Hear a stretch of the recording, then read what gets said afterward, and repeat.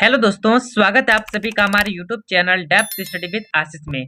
दोस्तों, हम लोग इस वीडियो में कक्षा 11वीं का इतिहास विषय का चैप्टर नंबर 10 जिसका नाम है मूल निवासियों का विस्थापन, इस चैप्टर को दोस्तों डिटेल से हर एक चीज को समझने वाले हैं। दोस्तों, हम लोग इस चैप्टर में समझेंगे कि मूल निवासी होता क्या है, उसका विस्थापन कैसे होता है, कहाँ का मूल निवासी के बारे में हम लोग बात कर रहे हैं।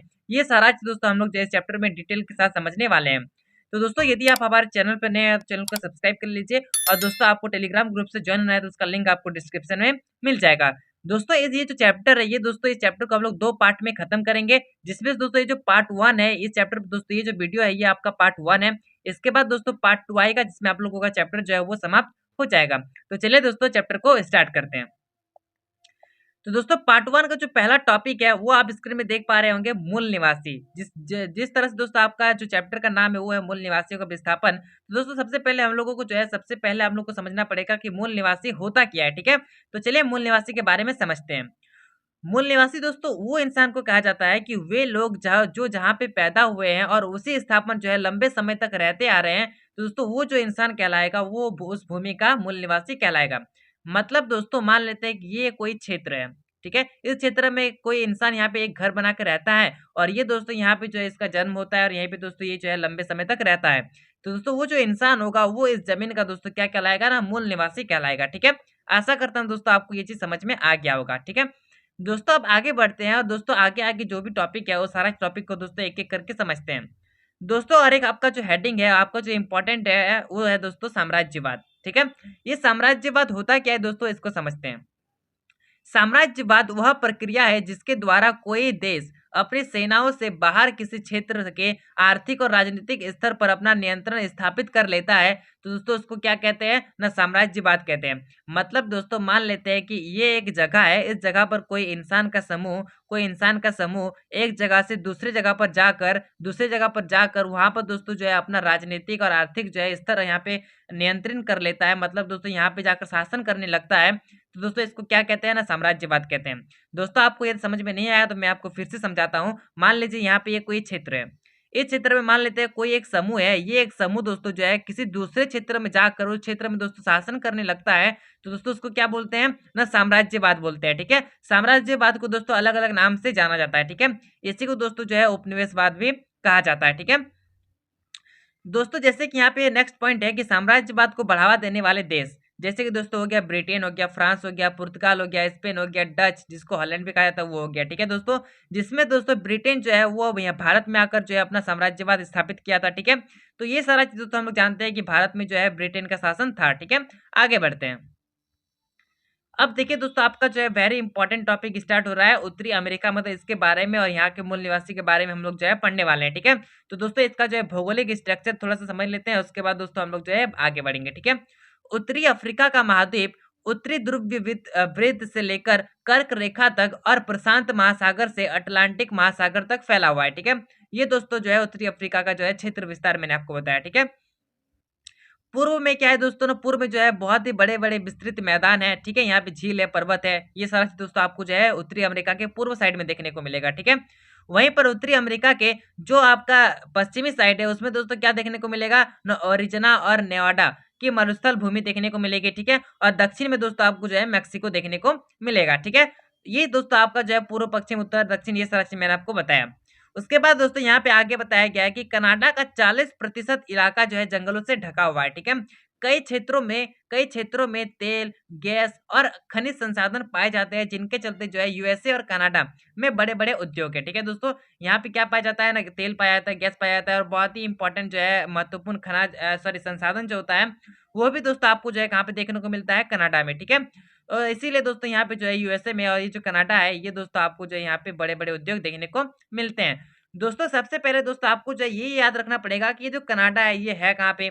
ठीक है, ये यूएसए कहाँ पे है। तो दोस्तों ये सारा चीज आपको जो वर्ल्ड का मैप आपको देखने को मिलेगा, वर्ल्ड का मैप में आपको देखने को मिलेगा। ठीक है दोस्तों, आप जो है स्क्रीन में वर्ल्ड का मैप देख पा रहे होंगे। यदि आपको यहाँ पे अच्छे से क्लियर नहीं दिखाई दे रहा होगा तो दोस्तों आप गूगल कर सकते हैं, जिसमें आपको दोस्तों बहुत ही अच्छे ढंग से आपको समझ में आ जाएगा कि कनाडा कहाँ पे है। ये सारा चीज दोस्तों आपको जो है समझ में आ जाएगा। ठीक है, यदि दोस्तों आपको वर्ल्ड का मैप बहुत ही अच्छे से याद है तो दोस्तों आपको जो है ये सब समझने के लिए कोई भी कठिनाई आपको नहीं आ रही होगी। ठीक है, और यदि आपको वर्ल्ड का मैप याद नहीं है तो दोस्तों आपको थोड़ा सा परेशानी हो सकती है। ठीक है, दोस्तों आप जो है थोड़ा-सा वर्ल्ड का मैप याद रख लेते हैं दोस्तों, आपको जो है बहुत ही अच्छे से आपको जो है ये चैप्टर समझ में आएगा, ठीक है? आगे बढ़ते हैं। कनाडा में गेहूं, मकई और फल बड़े पैमाने पर जो है उगाए जाते हैं, ठीक है दोस्तों। यहाँ पे दोस्तों कनाडा में जो है क्या-क्या उगाया जाता है ना, गेहूं, मकई, फल, ठीक है? ये सारा दोस्तों आपको जो है कनाडा में देखने को मिलेगा, ठीक है? आगे बढ़ते हैं।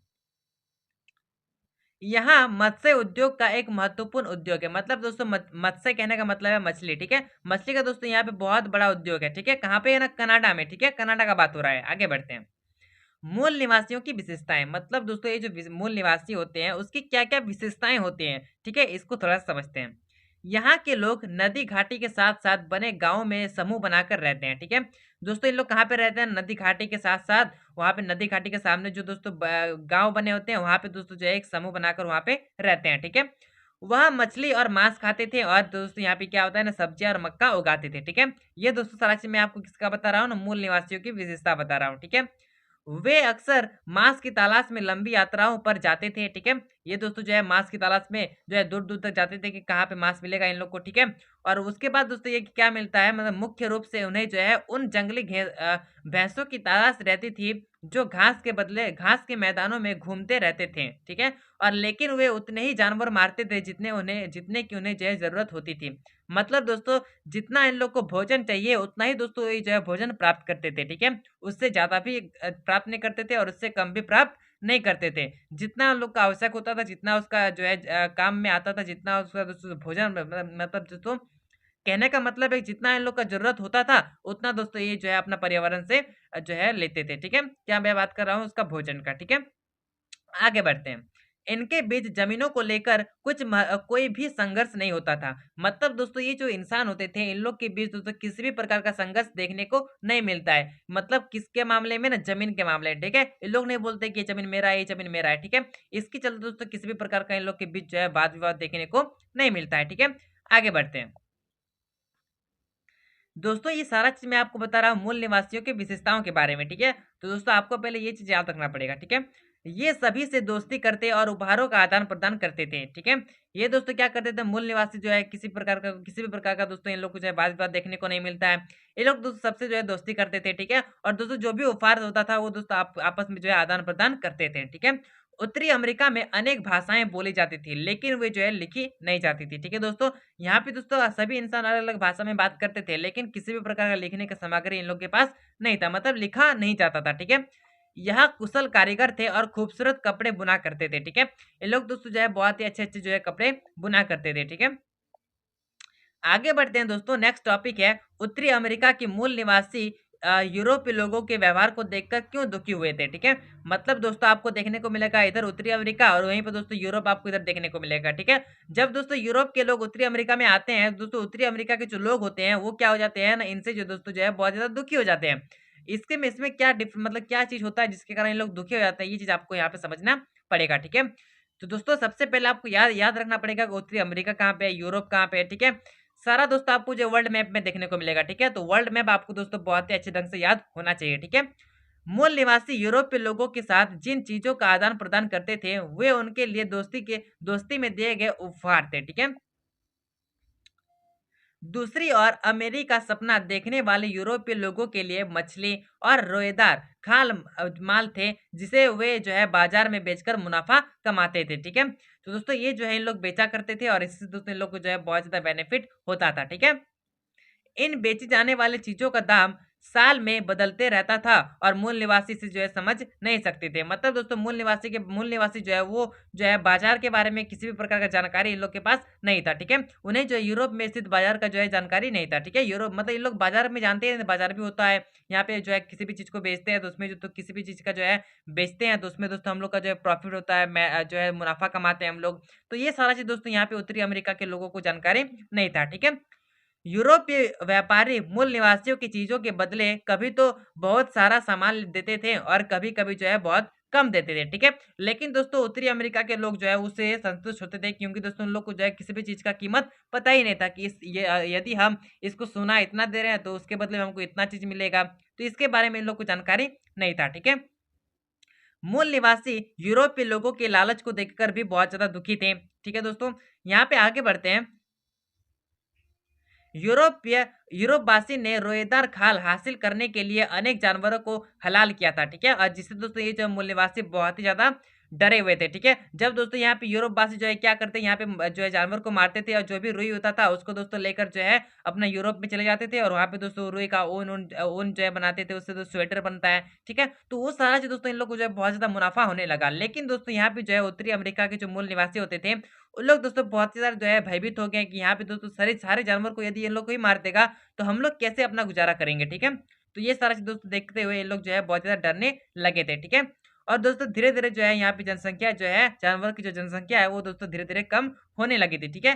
क्यों दोस्तों, क्योंकि यहाँ की जो यूरोप वासी थे ये यहाँ पे आते थे और दोस्तों यहाँ के जानवरों को मारकर जो है वहां से इससे जो भी प्राप्त होता था, चाहे वो मांस हो रुई हो, ठीक है, वो सारा दोस्तों अपने साथ जो है यूरोप ले जाते थे, ठीक है। आगे बढ़ते हैं। यहाँ पे दोस्तों नेक्स्ट टॉपिक है वो है यूरोपीय लोग अमेरिका क्यों प्रवास कर रहे थे, ठीक है। यूरोपीय लोग दोस्तों अमेरिका क्यों जाते थे। तो दोस्तों यहाँ तक तो आपको समझ में आ गया होगा कि ये जो यूरोप लोग हैं ये दोस्तों अमेरिका दोस्तों अपने फायदे के लिए जाते थे। अपने वहां पे दोस्तों जानवरों को मारते थे और उससे जो भी प्राप्त होता था वो दोस्तों आपको जो है यहाँ पे यूरोप ले आते थे और यूरोप से दोस्तों ये जो है अपना मुनाफा कमाते थे, ठीक है। इतना तो दोस्तों आपको बहुत ही अच्छे ढंग से समझ में अभी तक आ गया होगा, ठीक है, कि ये जो यूरोप लोग है वो अमेरिका क्यों आते थे, ठीक है। अब दोस्तों आगे समझते हैं कि यहाँ पे आगे क्या बताया गया है, ठीक है।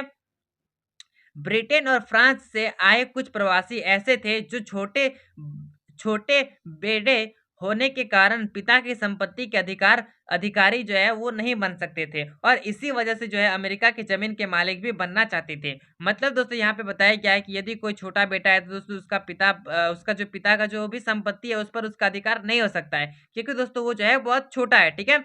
आगे बढ़ते हैं।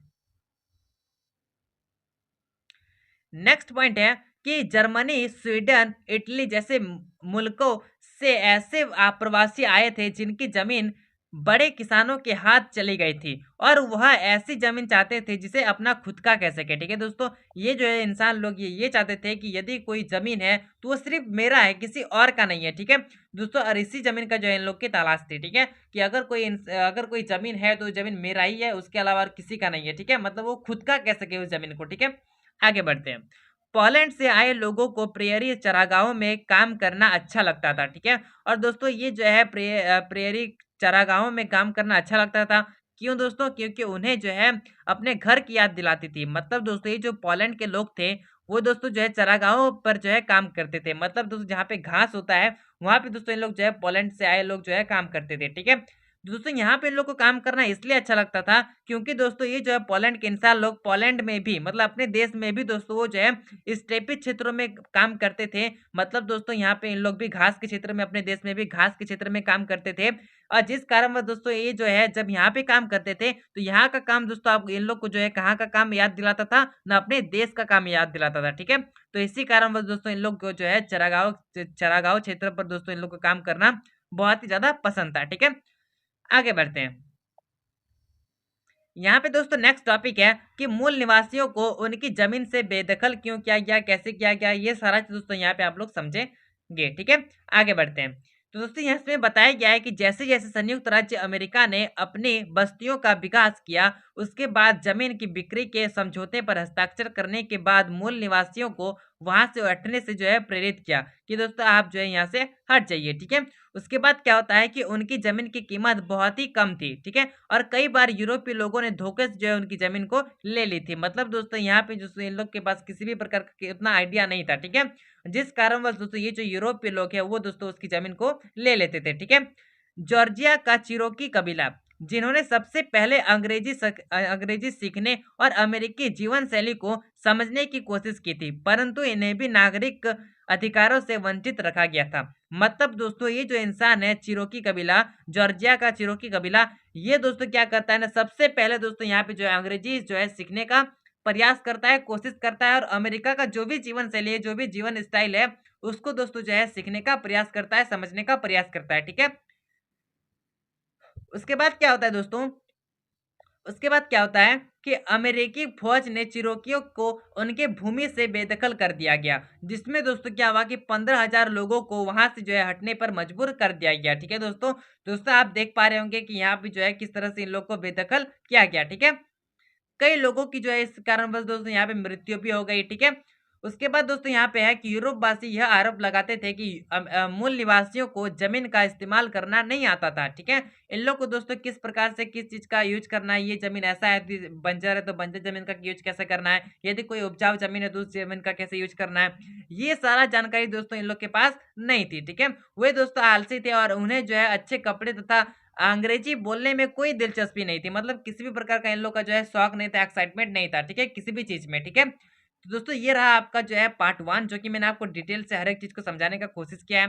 पार्ट 2 का दोस्तों जो सबसे पहला टॉपिक होगा वो होगा गोल्ड रश। ठीक है, तो दोस्तों आशा करता हूँ आपको जो है पार्ट 1 जो है वो आपको बहुत ही अच्छे ढंग से समझ में आ गया होगा। यदि आपको पार्ट 1 में किसी भी प्रकार का तकलीफ होता है दोस्तों आप कमेंट कीजिए। ठीक है, और दोस्तों यदि आपने अभी तक हमारे चैनल को सब्सक्राइब नहीं किया है तो चैनल को सब्सक्राइब कर लीजिए।